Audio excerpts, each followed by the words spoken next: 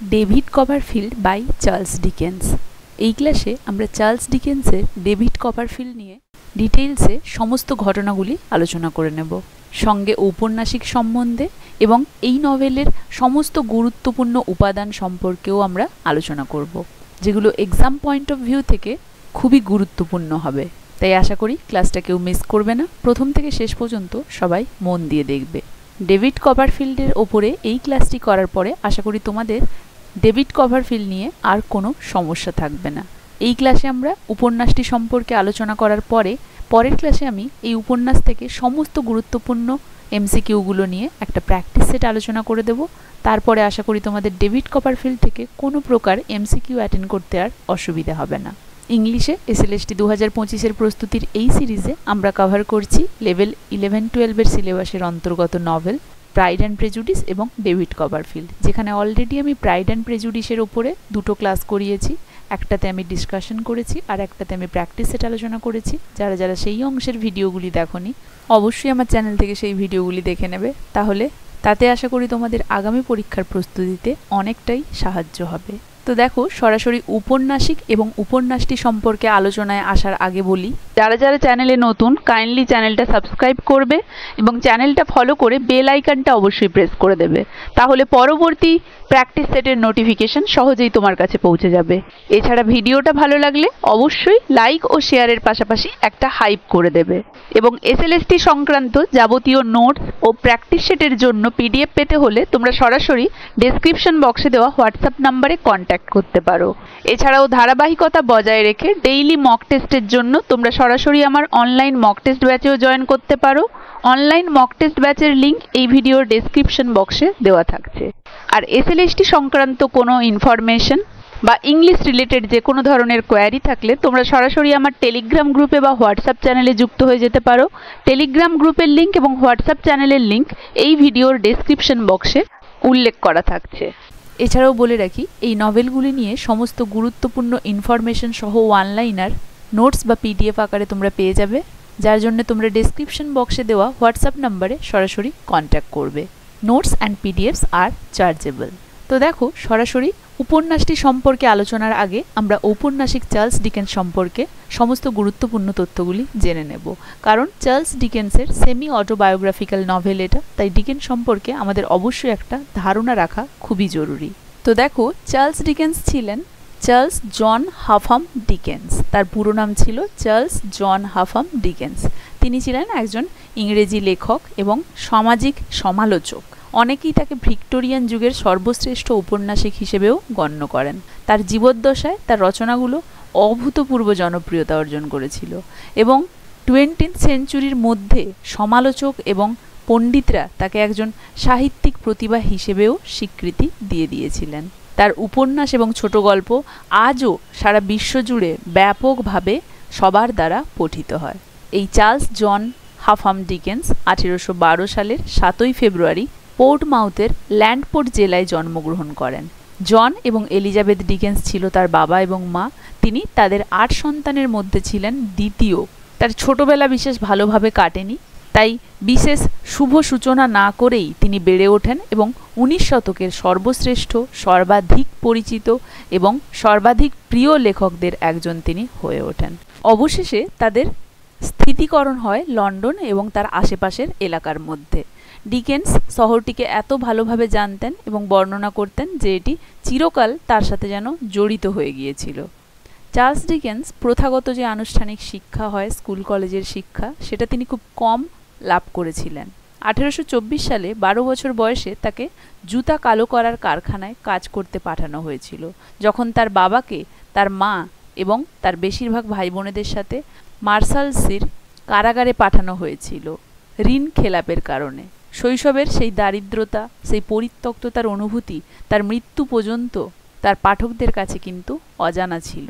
এই শৈশব থেকে বড় হয়ে ওঠা পর্যন্ত সামাজিক সংস্কার সম্পর্কে তার যে দৃষ্টিভঙ্গি, সেটা ব্যাপকভাবে প্রভাবিত হয়েছিল এবং তার গল্পের মাধ্যমে পরবর্তীতে তিনি যে বিশ্বটা তৈরি করবেন তা চিরকালই কিন্তু তাকে তাড়া করে বেড়াবে।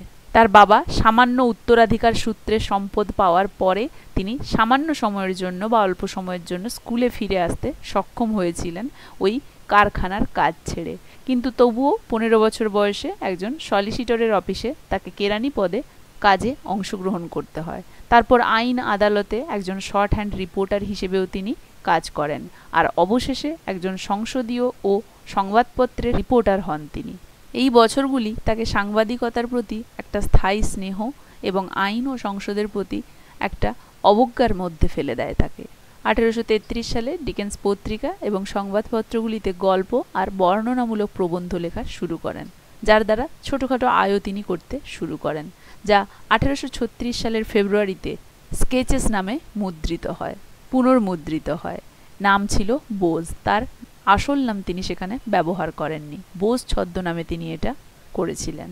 একই মাসে তাকে একজন সুপরিচিত শিল্পীর খোদাইকৃত চিত্রকর্মের সাথে একটি কমিক ধারাবাহিক বর্ণনা প্রদানের জন্যও আমন্ত্রণ জানানো হয়, এবং 7 সপ্তাহ পরে পিকুইক পেপার্স এর প্রথম কিস্তি প্রকাশিত হয়। কয়েক মাসের মধ্যেই পিকুইক পেপার সবার আক্রমণ বা ক্রোধের শিকার হয়, এবং ডিকেন্স শীঘ্রই সেই সময়ে জনপ্রিয় লেখক হয়ে ওঠেন। তিনি তার সংবাদপত্রের চাকরি ছেড়ে দেন এবং বেন্সলি মিসলানি নামে একটি মাসিক পত্রিকা সম্পাদনা করার দায়িত্ব নেন, যেখানে তিনি অলিভার টুইস্ট ধারাবাহিকভাবে 1837 থেকে 39 পর্যন্ত প্রকাশ করতে থাকেন। 1836 সালে এপ্রিল মাসে মারিয়া বিলডেনের সাথে তার প্রেম ব্যর্থ হওয়ায় তিনি অবশেষে একজন ধনী পরিবারের কন্যা ক্যাথরিন হোগার্টকে বিয়ে করেন। তার এবং ক্যাথরিনের 10টি সন্তান হয়, যার মধ্যে 9 জনই কিন্তু বেঁচে ছিলেন। তার বিয়েটি যদিও প্রাথমিকভাবে সুখী ছিল, অবশেষে একটি কলঙ্কজনক আইনি বিচ্ছেদের মাধ্যমে এটি ভেঙে যায়, যার কিছুটা কারণ ছিল তরুণ অভিনেত্রী এলেন টার্নারের সাথে তার জড়িত থাকা।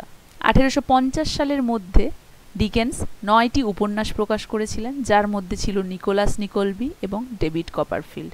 তার সবচেয়ে আত্মজীবনীমূলক গল্প আমাদের এই প্রেজেন্ট টেক্সট ডেভিড কপারফিল্ড ছিল তার সবচেয়ে প্রিয় একটি উপন্যাস। তার জীবনের অনেক চরিত্রই তার বইয়ের চরিত্র হয়ে উঠেছিল, বিশেষ করে সম্ভবত ডেভিড কপারফিল্ডের মিস্টার মাইকবার, যেটা তাকে তার ফাদারলি ফিগার হিসেবেও কিন্তু বিবেচনা করা হয়। যদিও ডিরেক্টলি তার বাবার ক্যারেক্টারের সাথে এই ক্যারেক্টারের কোনো সম্পর্ক তিনি ব্যক্ত করেননি, কারণ তার ফাদারলি ফিগার হিসেবে তার বাবা একজনকে নিযুক্ত করেছিলেন, সেই ব্যক্তির উল্লেখ আমরা কিন্তু ডম্বে অ্যান্ড সন্সে পেয়েছিলাম। তবুও ডেভিড কপারফিল্ডে মিস্টার মাইকবার এবং নিকোলাস নিকলবিতে মিসেস নিকলবি তার বাবা এবং মায়ের সাথে যেন সম্পর্কিত, এটাই মনে করা হয়। ডিকেন্স নিজে বেশ কয়েকবারই আবির্ভূত হয়েছিলেন, তবে বিশেষ করে ডেভিড কপারফিল্ডের চরিত্রে, কারণ ডিকেন্স তার জীবনে যা যা ফেস করেছেন ডেভিড কপারফিল্ডে সেগুলি প্রত্যক্ষভাবে নেই, কোথাও কোথাও পরোক্ষভাবে, এবং তার জীবনের ঘটনাগুলি কোথাও কোথাও একটু অন্যরকমভাবে দেখানো হয়েছে, তাই এটাকে সেমি অটোবায়োগ্রাফিক্যাল বলা হয়ে থাকে। সারা জীবন ধরে তিনি সাংবাদিক, সমালোচক, অপেশাদার অভিনেতা এবং মঞ্চ ব্যবস্থাপক, নাট্যকার এবং সমাজসেবী হিসেবে একাধিক পেশায় নিযুক্ত ছিলেন। যদিও তার দ্রুত বুদ্ধি, প্রাণবন্ত বুদ্ধিমত্তা, তীক্ষ্ণ কৌতূহল এবং অসাধারণ শক্তি এই পেশাগুলির যে কোনো ক্ষেত্রেই সাফল্য নিশ্চিত করত, তবুও তার যৌবনের লেখালেখিতে মনোনিবেশের মাধ্যমে তিনি একদমই আশীর্বাদ প্রাপ্ত ছিলেন, মানে এতই তার লেখালেখি উন্নতি লাভ করেছিল। তিনি সাহিত্যের সবচেয়ে স্থায়ী চরিত্রগুলির মধ্যে কিছু তৈরি করে গিয়েছিলেন, এমনকি শেক্সপিয়ারেরও প্রতিদ্বন্দ্বী মনে করা হতো তাকে। Oliver Twist, Samuel Pickwick, Sam Weller, Miss Havisham, Sairey Gamp, Nicolas নিকলবি এবং আরও অনেক অনন্যভাবে বাস্তবায়িত চরিত্র, যারা আজও তার প্রথম দিকের পাঠকদের মতোই প্রাণবন্তভাবে যেন বেঁচে রয়েছে। তার জীবন তার যে কোনো উপন্যাসের মতোই কিন্তু কৌতূহলোদ্দীপক এবং বিস্ময়ে পরিপূর্ণ ছিল। তিনি যেসব পরিস্থিতি এবং মানুষের মুখোমুখি হয়েছিলেন তার অনেক কিছুই তার রচনায় কিন্তু স্থান করে নিয়েছে, যদিও সম্পূর্ণরূপে ডেভিড কপারফিল্ডের নয়। কিন্তু তিনি 15টি প্রধান উপন্যাস লিখেছিলেন, অসংখ্য ছোট গল্প এবং প্রবন্ধ লিখেছিলেন। লেখালেখি এবং সম্পাদনার পাশাপাশি ডিকেন্স একজন নাট্য পাঠক হিসেবেও ভ্রমণ করেছিলেন চারিদিকে। দরিদ্র শিশুদের জন্য তিনি স্কুল, অস্ট্রেলিয়ায় অভিবাসন করতে দরিদ্রদের সহায়তা করার জন্য তিনি একটি ঋণ সমিতি সহ দাতব্য প্রতিষ্ঠানের সাথেও নিজেকে জড়িত করেছিলেন। তার লেখা দরিদ্র এবং অসহায়দের প্রতি সহানুভূতিশীল ছিল এবং স্বার্থপর, লোভী এবং নিষ্ঠুরদের উপহাস করত তার লেখা। তিনি তাদেরকে সমালোচনা করতেন তার লেখায়। এই বিখ্যাত উপন্যাসিক 1870 সালে 9 জুন মারা গিয়েছিলেন। বিভিন্ন দিক থেকে ডিকেন্স ছিলেন কিন্তু আধুনিক এই খ্যাতিমান লেখকদের অগ্রদূত এবং তার সময় তিনি সর্বজন বিদিত, প্রিয় এবং প্রশংসিত ছিলেন। তিনি দুবার আমেরিকা সফর করেছিলেন, তার মহাদেশে ব্যাপকভাবে ভ্রমণ করেছিলেন। তার জীবনের শেষ কয়েক বছর কেটেছে তার লিখিত রচনাগুলি অত্যন্ত জনপ্রিয় নাটকীয় পাঠ পরিবেশনের মাধ্যমে। মানে তার লেখাগুলো নিয়ে তিনি অনেক জায়গায় লেকচার অ্যাটেন্ড করেছিলেন। 1870 সালে 58 বছর বয়সে তিনি তার গ্রামের বাড়ি গ্যাটস হিলে স্ট্রোকে মারা যান। তিনি রচেস্টারের একটি ছোট্ট কবরস্থানে কোনো ধুমধাম ছাড়াই সমাহিত হতে চেয়েছিলেন, কিন্তু তার নেশন তাকে সেটা করতে দেয়নি। তাকে ওয়েস্টমিনস্টার অ্যাবের পোয়েটস কর্নারে সমাহিত করা হয়েছিল, তাকে তার সেই পাণ্ডিত্যের পুরস্কার হিসেবে পুরস্কৃত করে, যেখানে তার মৃত্যুতে হাজার হাজার শোকাহতদের নিবেদন করা ফুল তার কবরের উপরে কিন্তু উপচে পড়েছিল। তো এই ছিল বিখ্যাত এই ঔপন্যাসিক চার্লস ডিকেন্সের জীবনটা। আশা করি সবাই বুঝতে পেরেছো। এরপরে আমরা তার লেখা এই সেমি অটোবায়োগ্রাফিক্যাল নভেল আমাদের আজকের এই প্রেজেন্ট টেক্সটি সম্পর্কে সমস্ত গুরুত্বপূর্ণ তথ্যগুলি জেনে নেব। প্রথমত, এই নভেলের ফুল টাইটেল হচ্ছে the personal history, adventures, experience and observation of David Copperfield the younger of Blunderstone Rookery. এটা 1850 সালে বই আকারে প্রথম প্রকাশিত হয়েছিল। এটা জনরার দিক থেকে বিল্ডাংস রোমান বা সোশ্যাল নভেল, সেটিং এর 19th সেঞ্চুরি ইংল্যান্ড এবং ন্যারেটর ডেভিড কপারফিল্ড। এটা first person point of view থেকে রচিত। দেখো, প্রাইড অ্যান্ড প্রেজুডিস কিন্তু third person omniscient point of view থেকে রচিত, আর ডেভিড কপারফিল্ড কিন্তু first person point of view থেকে রচিত। এই নভেলটি টোটাল 64টি চ্যাপ্টার নিয়ে রচিত, যেখানে এই নভেলের মুখ্য চরিত্রে আমরা পাই ডেভিড কপারফিল্ডকে। এছাড়াও আমরা পাই Clara Copperfield, Miss Peggotty, Mr Murdstone, Miss Murdstone, Mr Micawber, Steerforth, Uriah Heep, Tommy Traddles, Betsey Trotwood, Agnes Wickfield, Dora Spenlow, Emily, এদের সবাইকেই। এছাড়াও আমরা আরও অনেক ক্যারেক্টারকে এই গল্পে দেখতে পাই, যেমন Ham Peggotty, Mrs Gummidge, Emily, Daniel Peggotty, Mr Mell, doctor Strong, Jack Maldon, Mrs Markleham, Rosa Dartle এবং মিস ডার্টলের মতো ক্যারেক্টার্সদেরকেও। এই ক্যারেক্টারদের মধ্যে রিলেশনশিপগুলো হলো এমন, ডেভিড হচ্ছে গল্পের মূল যে চরিত্র, প্রোটাগনিস্ট। তার মা ছিল ক্লারা এবং বাবা ছিলেন যিনি কিনা মৃত ডেভিড কপারফিল্ড। তিনি এডওয়ার্ড মার্স্টনের স্টেপসন ছিলেন, মানে তার মা পরবর্তীকালে এডওয়ার্ড মার্স্টনকে বিয়ে করেন। তার প্রথম ওয়াইফ ছিল ডোরা স্পেনলো। ডোরা মারা যাওয়ার পরে তিনি সেকেন্ডলি বিয়ে করেন অ্যাগনেস উইকফিল্ডকে। বেটসি ট্রটউড ছিল তার গ্রেট আন্ট, যিনি ডেভিডকে তার কাস্টাডিতে নিয়েছিলেন যখন তিনি মিস্টার মার্ডস্টোনের কবল থেকে পালিয়ে গিয়েছিলেন। তিনি তার বাড়িতে মিস্টার ডিক নামক একজনের সাথে একসাথে বসবাস করতেন। এছাড়া ডেভিডের বাড়ির পরিচারিকা পেগোটি, তার ভাইয়ের নাম ছিল ড্যানিয়েল পেগোটি, এবং তাদের সাথে তার বাড়িতে থাকতো দুই অনাথ, এমিলি এবং হ্যাম। ড্যানিয়েল পেগোটি ছিল এই এমিলি এবং হ্যামের গার্ডিয়ান ফিগার। ড্যানিয়েল ছোট্ট এমিলিকে পরিচর্যা করে বড় করে তুলেছিল, যে কিনা পরবর্তীকালে ডেভিডের যে সালেম হাউসের বন্ধু স্টিয়ারফোর্থের সাথে পালিয়ে গিয়েছিল। এই জেমস স্টিয়ারফোর্থের কাজন ছিল রোজা ডার্টল, হু সিক্রেটলি লাভস হিম, যে তাকে গোপনে কিন্তু ভালোবাসত। এবং এই জেমস স্টিয়ারফোর্থ এবং হ্যাম এই উপন্যাসে একটা ঝড়ের দরুন তারা কিন্তু মারা গিয়েছিল। অ্যাগনেস ছিল ডেভিড কপারফিল্ডের দ্বিতীয় স্ত্রী।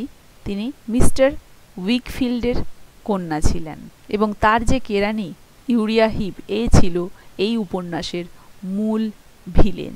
ইউরিয়া হিপ মিস্টার উইকফিল্ডের ক্লার্ক হিসেবে কাজ করত এবং তার ব্যবহারের থ্রু তাকে ম্যানিপুলেট করে এই গল্পের ভিলেন হয়ে দাঁড়িয়েছিল, যাকে পরবর্তীকালে মিস্টার মিকাওয়ার এবং ডেভিড মিলে সবার সামনে এক্সপোজ করে। মিকাওয়ার ছিলেন ডেভিডের ফাদারলি ফিগার। ডেভিড যখন সেই ওয়াইনের কারখানাতে কাজ করত, তিনি তখন মিস্টার মিকাওয়ারদের ফ্যামিলির সাথে ছিলেন। মিস্টার এবং মিসেস মিকাওয়ার এবং তাদের 4 সন্তান সেই বাড়িতে থাকতো।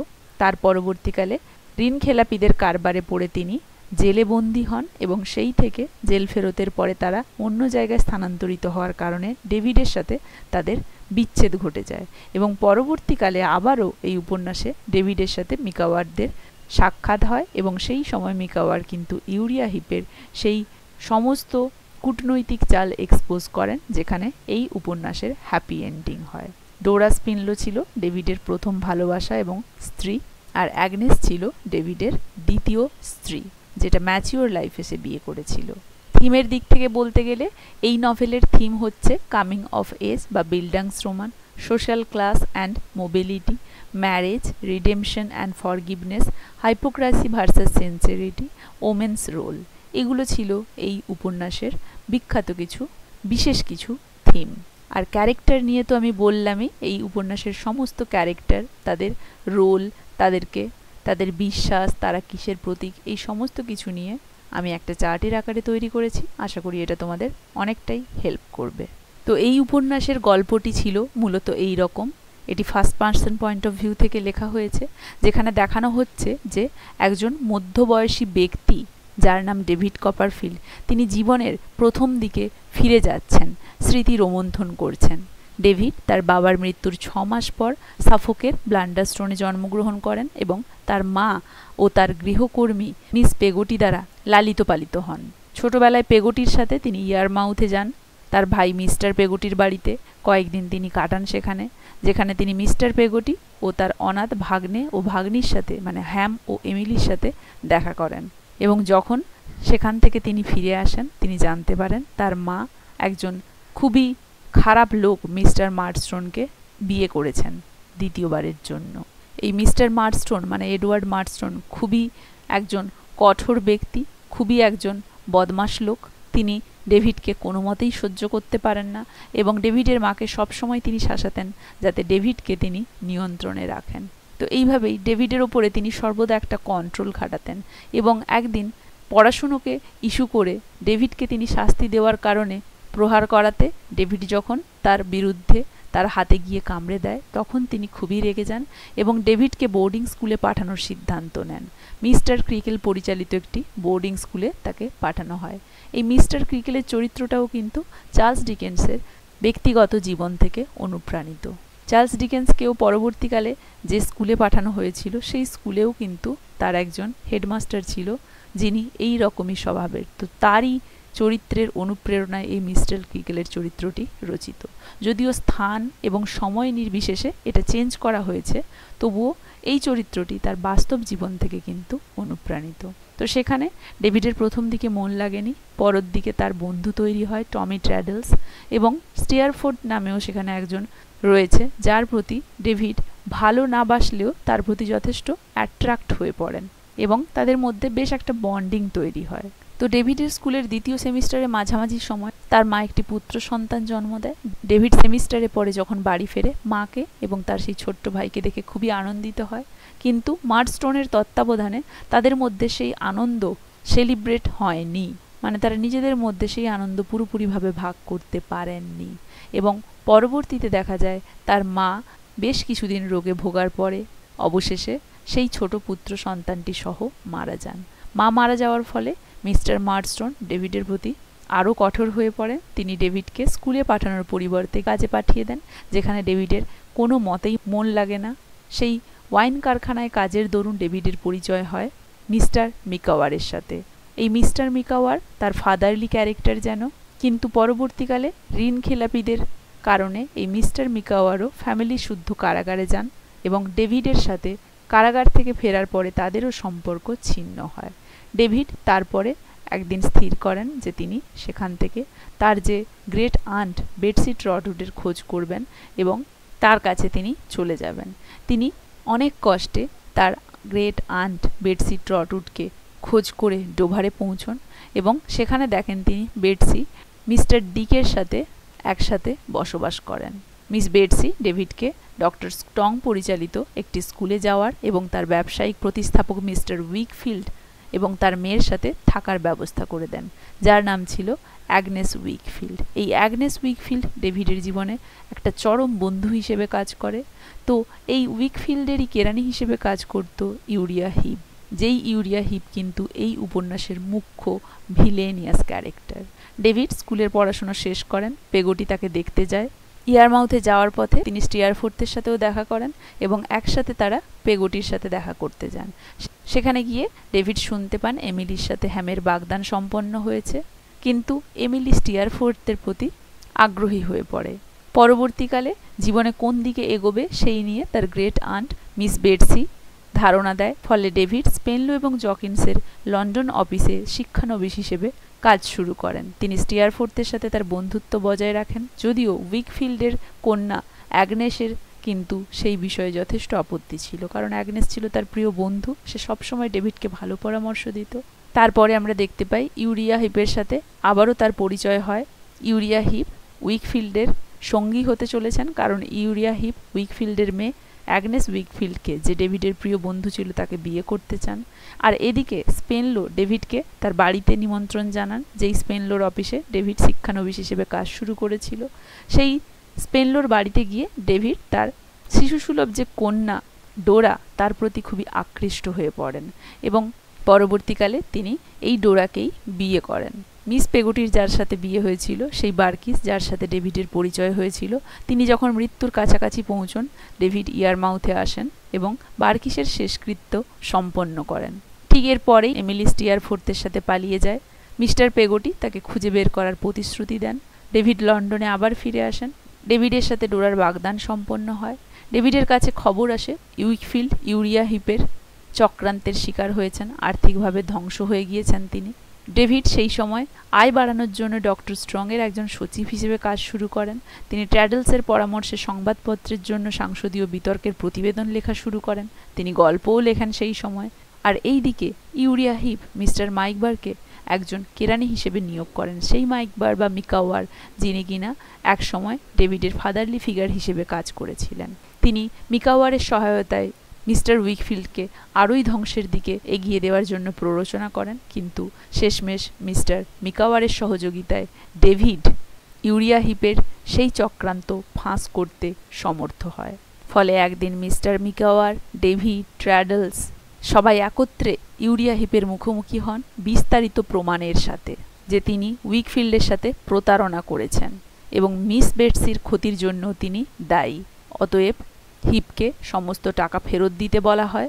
এরপর পরিকল্পনা করা হয় যে মিস্টার এবং মিসেস মিকাওয়ার মিস পেগোটি এবং এমিলির সাথে যোগ দেবেন যখন তারা অস্ট্রেলিয়ায় অভিবাসন করবেন বা শিফট হয়ে যাবেন এবং নতুন করে তাদের জীবন শুরু করবেন।